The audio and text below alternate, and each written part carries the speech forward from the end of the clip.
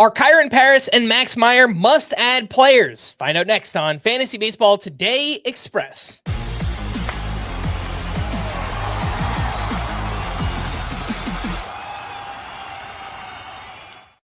Welcome into FBT Express on Thursday, April 10th. I am Frank Stampfl, joined by Chris Towers.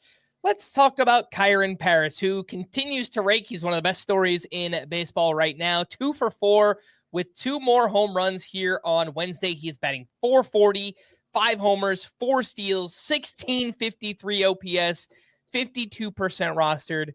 Chris, is Kyren Paris a must-add? No, not in points leagues. I don't think the situation at second base is dire enough for that, because here's the thing about Kyren Paris, right?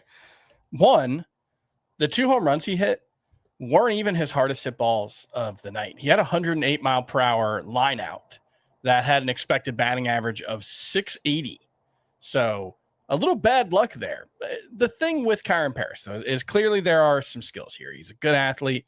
He's got some pop, clearly. And in the minors, he hit for a little bit of power, stole some bases, got on base a decent amount. The problem was he just struck out a ton. It was like 35% strikeout rates at AA and AAA, low to mid 700s OPS production, not the kind of stuff that really makes you think that this is a future major leaguer, let alone an impact player. However, Kyren Paris did rework his swing this offseason. He worked with Aaron Judge's personal hitting coach, and they said it was a 180-degree change.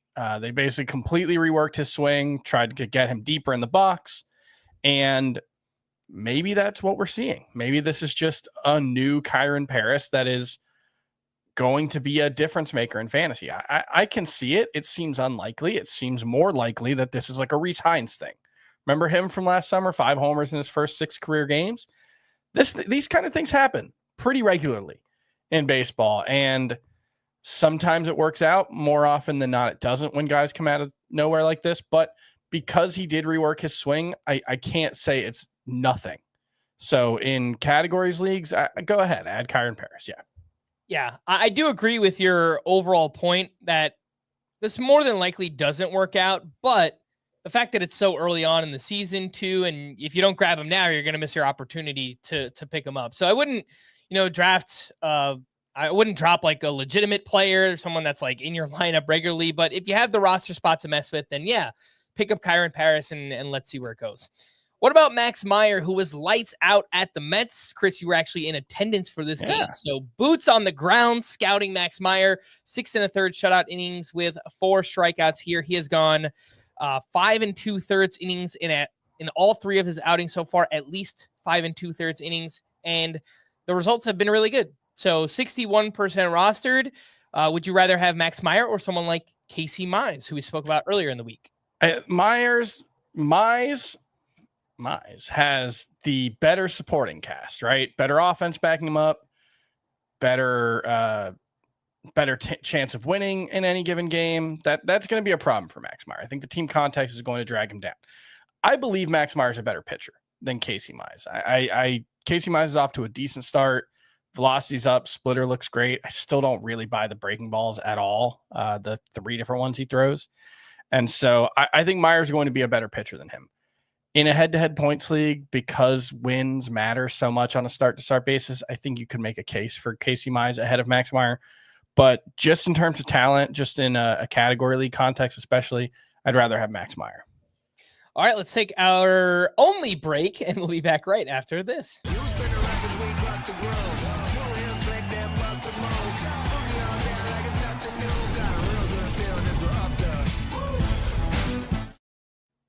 Welcome back in FBT Express. Let's do a little buy or sell here, Chris.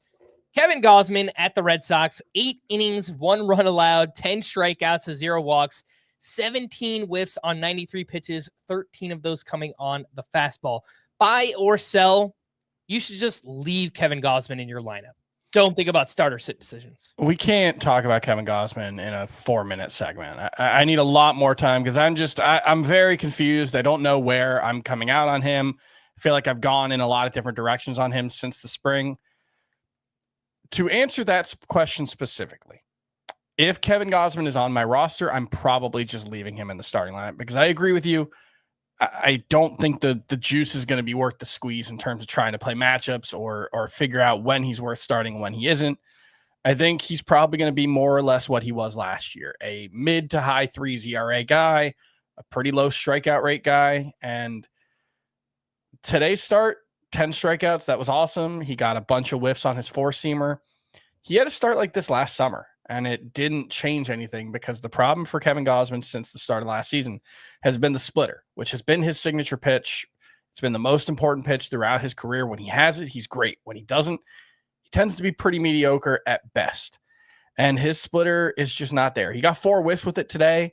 The whiff rate on that pitch for the season is like 14%. That is way too low. We're talking about 2023. He had like a 43% whiff rate with his splitter. So if Kevin Gausman doesn't find his splitter very soon, I think he's probably going to be pretty mediocre.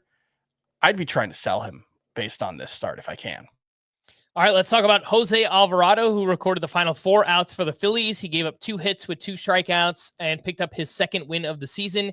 He is 61% rostered, kind of just feels like the Phillies closer, though, Rod Thompson does like to play matchups and things.